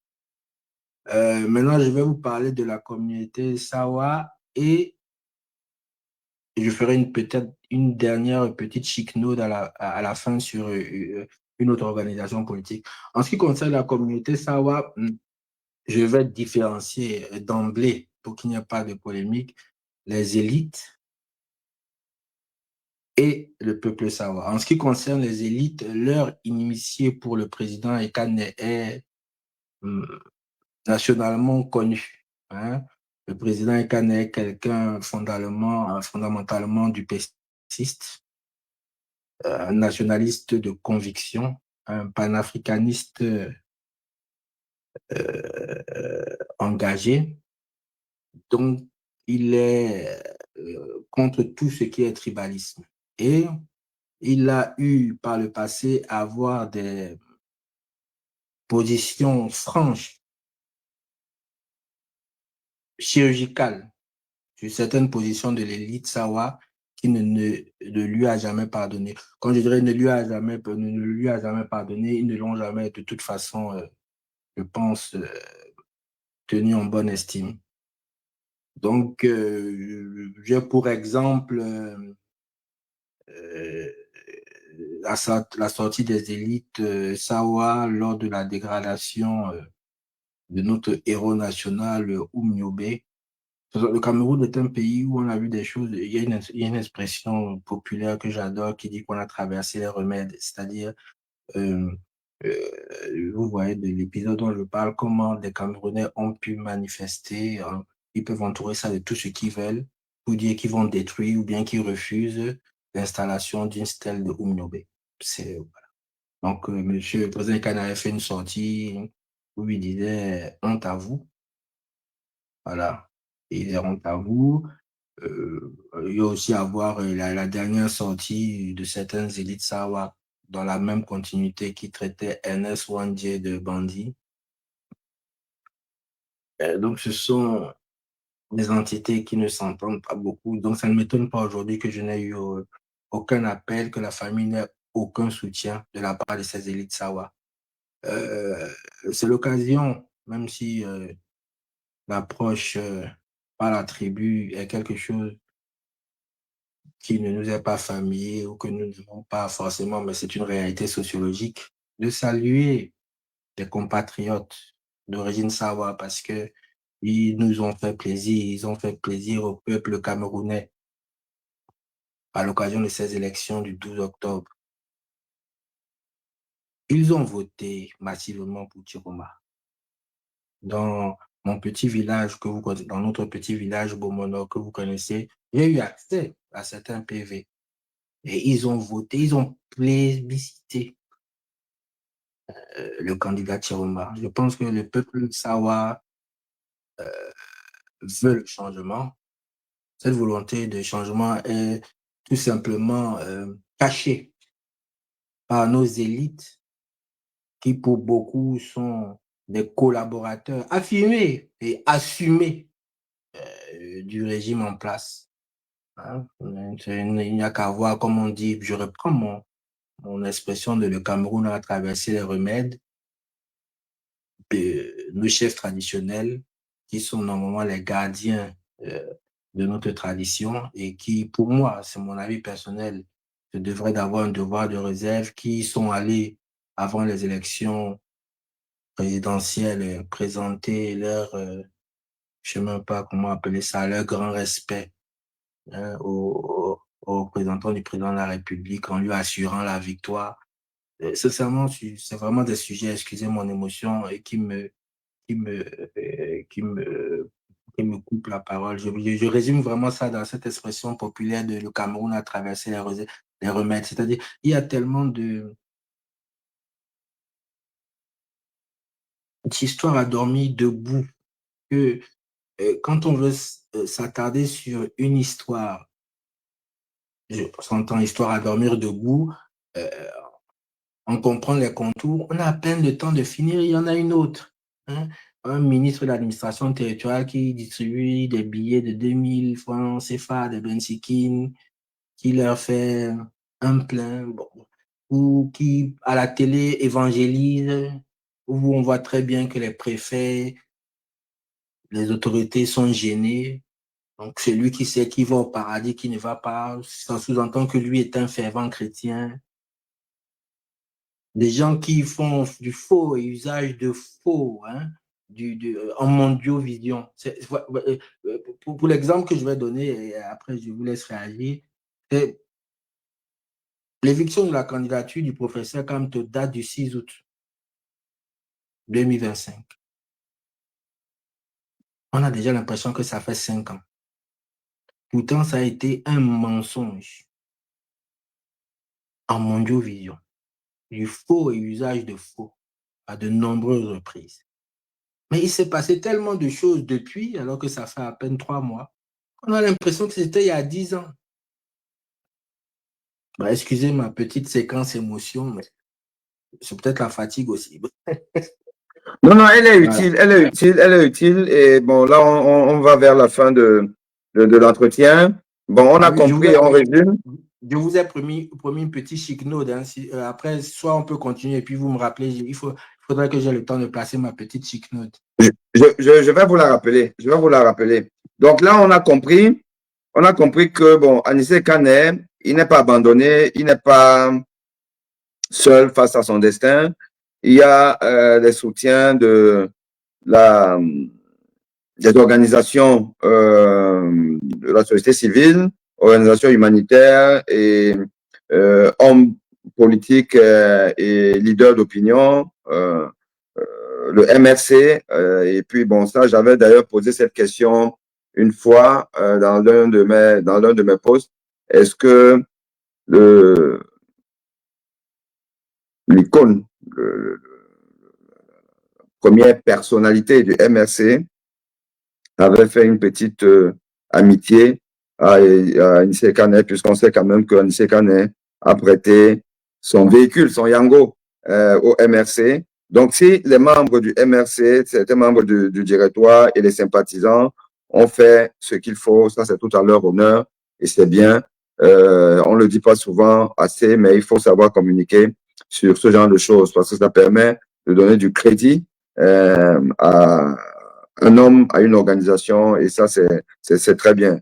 Mettre en liste, comme vous l'avez cité, c'est bien. Les élites Sawa, de toute façon, on ne s'attend à rien de ces élites Sawa. C'est malheureusement pas que les élites Sawa. Beaucoup d'élites au Cameroun sont simplement des suppôts du régime. C'est comme ils s'appellent les auxiliaires de l'administration qui émargent tous les mois et vous ne voyez pas ces gens-là en train de se priver de qui 100 000 francs, qui 200 000 francs, parfois même plus chaque mois. Donc, ils s'en foutent de leurs obligés, de leurs citoyens, leurs concitoyens. Maintenant, c'est à nous, justement, nous le peuple, à savoir que nos élites ne sont pas avec nous. Elles ne sont pas avec nous, elles sont contre nous et nous devons en tenir compte dans nos rapports à eux. Voilà, donc ça c'est bien. Alors la chicane, allez-y avec la chicane. Mon petit tac, hein, c'est ils ne vont pas apprécier. Mon père pourrait ne pas apprécier. Mon petit tacle, c'est à l'endroit du parti, le Manidem, que personnellement je trouve trop absent. Et je leur demande donc, malgré mes plusieurs relances, ils ne réagissent pas, se mobiliser dans la droite ligne de l'idéologie politique qui est celle du président Ekane. Moi, personnellement, et peut-être le peuple, je ne les entends pas assez et je les appelle à corriger cela. Le respect de la vérité sortie des urnes. C'est ce que le peuple camerounais veut entendre. C'est ce que le peuple camerounais demande. C'est parce que le 12 octobre, le peuple camerounais a choisi son président. C'était mon petit tacle qui fera quelques petites vagues, mais on comprendra facilement que je suis le fils de mon père et que la polémique, c'est quelque chose de sanguinaire. Et moi, je vais aller plus loin. Je vais aller plus loin. Je vais enfoncer le clou en disant que ce serait bien qu'on parle un peu justement du Manidem. Le Manidem d'aujourd'hui, en termes de directoire, c'est qui, et nous devons les interpeller de manière groupée et individuelle. Et d'ailleurs, je vais tenter d'organiser un débat où il faudrait que les gens du Manidem viennent nous dire ce qu'ils pensent et ce qu'ils font et quelle est la ligne du parti dans la question justement de cette élection présidentielle. Donc moi, je voudrais là, comme ça, là, si vous avez quelques noms, parce qu'on voit certains communicants du Manidem sur le plateau, enfin on les voyait pendant la campagne, bah, j'aimerais bien qu'ils continuent à être visibles. Et donc là, comme ça, là, parce que vous avez certainement interpellé certaines personnes, est-ce que vous pouvez, puisque vous avez ouvert une boîte de Pandore, moi je fonce là-dedans, hein, sans problème. Voilà, Non, donc, allons. je peux vous promettre de vous donner les noms en inbox. On ne va peut-être pas aller plus loin dans la provocation, mais je vous rejoins. Hein, le parti doit s'exprimer. Je l'exprime encore aujourd'hui. Je pense l'avoir dit au début. Je ne suis pas membre du Manidem. Mais voilà, en tant que citoyen, j'ai le droit de les interpeller et j'ai le droit de questionner leur positionnement. Et mon plus grand souhait est une présence beaucoup plus forte et beaucoup plus déterminée sur la scène politique. Il nous manque aujourd'hui. Le peuple a besoin d'action. Le peuple a besoin de réponses claires, d'action claire. Et le Manidem par le passé, et c'est le temps aujourd'hui, doit porter cette voix de la détermination, cette voix de la résistance. Ce que d'autres partis ne pourraient pas faire, le Manidem peut le faire parce que c'est un parti qui a une arme révolutionnaire. Et de grâce, je leur demande de ne pas me répondre par un énième communiqué qu'ils vont dispenser sur WhatsApp. Pourquoi? Répondez au peuple camerounais et descendons dans la rue. Très bien. Très bien, très bien. Descendons dans la rue. La rue, c'est déjà demain. Demain, c'est les villes mortes souhaitées. Et Dimanche. oui, en fait, c'est ce que j'entends par demain. Demain, c'est-à-dire c'est bientôt. Okay. Là, c'est bientôt. C'est bientôt. Dimanche, ville morte. Les villes mortes sont un des leviers de contestation efficace pour mettre à mal une économie déjà moribonde, mais une économie qui ne sert qu'à ceux-là qui ont déjà. Donc, c'est eux qui ont tout à perdre de ces villes mortes, parce que le peuple n'a plus rien. Le peuple est exempt. Donc, se sacrifier un peu plus, c'est pas grand-chose par rapport à eux qui auront tout à perdre la crédibilité, à perdre cette légitimité fallacieuse, factice, qu'ils veulent construire avec le temps pour finalement s'installer, se dire que bon, on a fini par réussir. Or, des villes mortes voudront dire que la légitimité est en Gambie. Et ce qui ne les arrange pas. Sur le plan politique, le respect des villes mortes est très important. Et le respect des villes mortes va aussi avoir donc un coût économique aussi pour eux. Le respect des villes mortes va leur faire perdre un crédit devant les bailleurs de fonds qui ne prêtent pas de l'argent à ceux-là qui n'ont plus la maîtrise de l'État. Et ça va davantage aggraver le déficit budgétaire. Et ça, ce n'est pas bon pour leur poche. Donc, on a tout à gagner. On a tout à gagner à respecter ces villes mortes. Tout à gagner. Tout à gagner. Si je peux me permettre de compléter, effectivement, de nombreuses sources concordantes nous confirment l'impact que les précédentes villes mortes ont eu sur l'économie camerounaise, qui même, c'est là où le Cameroun est difficile à comprendre, j'ai l'impression même qu'elles ont été, cet impact a été objectivé par une lettre, une circulaire ministérielle que j'ai vu circuler et qui, je crois, a été authentifiée, précisant que pour pouvoir payer effectivement les fonctionnaires novembre et décembre, ils mettaient en suspens la ligne budgétaire des fonds routiers. Je ne sais pas si vous l'avez vu circuler. Donc, c'est-à-dire, si des gens doutent encore sur le fait que le régime soit en difficulté, sa manière de réagir, sa manière de communiquer, d'utiliser des bandits sans vergogne pour dispenser sur le net des fake news, il n'y a pas de doute sur le fait que le régime est affaibli. Toutes les sources concordent à le dire. Il est affaibli diplomatiquement, il est affaibli politiquement, il est affaibli financièrement. N'écoutez pas les propagandistes de fausses rumeurs. Votre action est déterminante. Et comme vient de le rappeler le professeur, 3 jours de ville morte. Et ce n'est que le début. Parce que, à ce que je sache, l'équipe du président Chiroma s'est organisée. Et au-delà même, moi, je vais même crever l'abcès. Il faut que le peuple prenne son destin en main. Il n'est même pas question de leader, c'est de la facilité d'attendre un mot du président Canet, d'attendre un mot du président Chiroma, d'attendre un mot du président Kamto. Non, tant que le peuple attendra le mot d'un messie ou de tel leader, ils se feront rouler dans la farine par le régime en place. Nous avons l'exemple des soulèvements populaires qui ont marché, donc ça marche.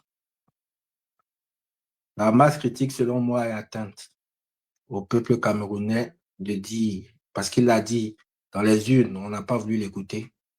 Je n'ai pas la phrase exacte, mais je sais qu'il y a une phrase où le président Ekane disait que le peuple est légitime dans le choix de sa manière de dire non à la forfaiture. Je la retrouverai et je la partagerai sur ma page. Le peuple est souverain. Il n'attend personne pour lui dire ce qu'il a à faire. Et il faut dire que le mois dernier, moi, je trouve que le peuple, alors qu'il n'y avait aucun mot d'ordre, il a su s'exprimer et il a été entendu. Ce serait dommage aujourd'hui de se dire, bon, on arrête, on continue, ça n'a servi à rien. Non, vous vous êtes exprimé par les unes, mais vous vous êtes exprimé aussi par les actes. Et ne doutez pas sur le fait que cela a été entendu. Très bien, très bien. C'est sur ces mots d'encouragement, d'espoir du docteur Mouna Ekane, fils de Anissé Kane, l'un des héros de la politique camerounaise, aujourd'hui embastillé par le régime Biya pour avoir refusé de composer avec ce régime à effet de trahir le peuple, de garder le peuple en captivité, une captivité qui dure depuis 43 ans et qui n'est pas prêt à s'arrêter, sauf si le peuple fait ce qu'il a à faire, c'est-à-dire que prendre sa responsabilité, prendre son avenir en main, cesser d'attendre le Messie qui viendra sauver le peuple. Monsieur Issa Chiroma ne va pas partir de sa terre d'accueil, Gambie, avec sa valise pour venir entrer à Etoudi. Ça ne se passe pas comme ça. Il n'y a aucune dictature, et encore une dictature de 43 ans, qui quitte le pouvoir sans la détermination du peuple. C'est le peuple qui doit sortir. Le peuple doit prendre ses responsabilités. Le peuple doit savoir qu'il suffit de 3% d'une population dans les rues pour chasser un dictateur. Nous ne devons pas forcément aller vers le modèle de certains pays africains qu'on appelle le coup d'État. On applaudit le Gabon, on applaudit le Niger, on applaudit la Guinée-Conakry, aujourd'hui la Guinée-Bissau. Mais les militaires n'ont pas forcément la solution aux problèmes africains. Le problème de l'Afrique, c'est la mauvaise gouvernance. Le problème de l'Afrique, c'est la pauvreté chronique dans laquelle nous sommes englués alors que nous avons les sous-sols les plus riches. Le problème de l'Afrique, c'est le fait de ne pas placer l'individu au centre des préoccupations des politiques de santé, des politiques en général. C'est ça le problème de l'Afrique. Le problème de l'Afrique, c'est le manque de démocratie. C'est le manque d'amour pour l'autre. C'est ça le problème de l'Afrique. L'Afrique a besoin de dirigeants vertueux. Mais pour ce faire, l'Afrique doit pouvoir avoir la maîtrise de son choix, d'imposer ses dirigeants. Quand vous n'êtes pas capable d'imposer vos dirigeants, ils n'ont pas des comptes à vous rendre. Or, les Occidentaux ont des comptes à rendre à leurs électeurs. C'est pour ça qu'ils ne font pas n'importe quoi. Quand une jeune militaire arrive au pouvoir par coup d'État, elle ne vous doit rien. Donc, elle fera ce qu'elle veut, comme en Guinée-Conakry, où quelqu'un qui est venu en disant qu'il est là juste pour organiser les choses et laisser le pouvoir, aujourd'hui, devient le candidat de la société civile et va gagner l'élection. Comme ça s'est passé au Gabon et comme ça se passe partout ailleurs, ça se sera comme ça au Cameroun si nous laissons que nos militaires, encore lesquels, ceux-là qu'on a au Cameroun, nous ne pouvons pas compter sur eux. Et quand nous ne pouvons pas compter sur eux, nous devons compter sur nous-mêmes, sur nous, le peuple. Descendons dans la rue. Nous avons suffisamment d'éléments pour de prétextes pour descendre dans la rue. Et ce, faisons-le pour Anissé Kane, pour Abba Oyono, pour Djokan Chameni, pour Fogué, pour Bibou Nissak, pour tous les prisonniers politiques du Cameroun. Faisons-le, descendons dans la rue. Parce que si nous ne le faisons pas, demain, nous serons les futurs prisonniers. Nous le sommes déjà par la pauvreté abyssale dans laquelle nous sommes. Nous sommes déjà des prisonniers.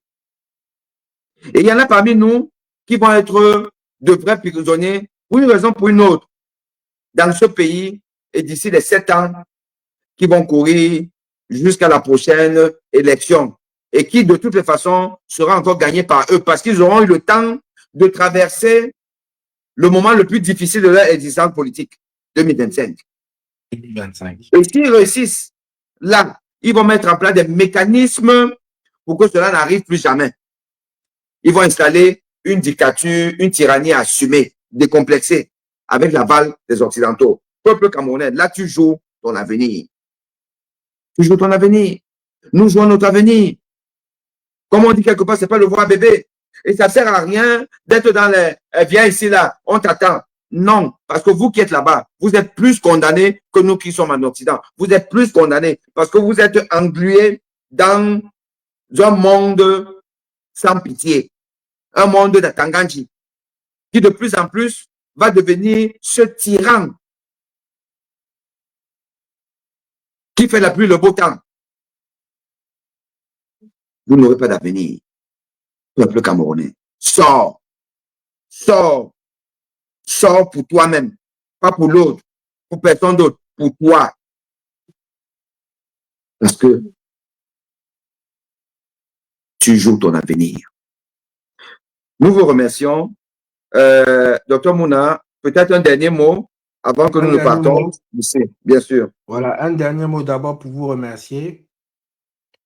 Un dernier mot pour dire que le thème, le titre que vous avez choisi est clair et il décrit bien la situation. J'espère y avoir répondu. La mort clinique programmée du président Anissé Kane. J'espère avoir, parce que moi j'en suis convaincu, avoir donné des éléments aux auditeurs, aux téléspectateurs pour qu'il se fasse cette idée pour la question.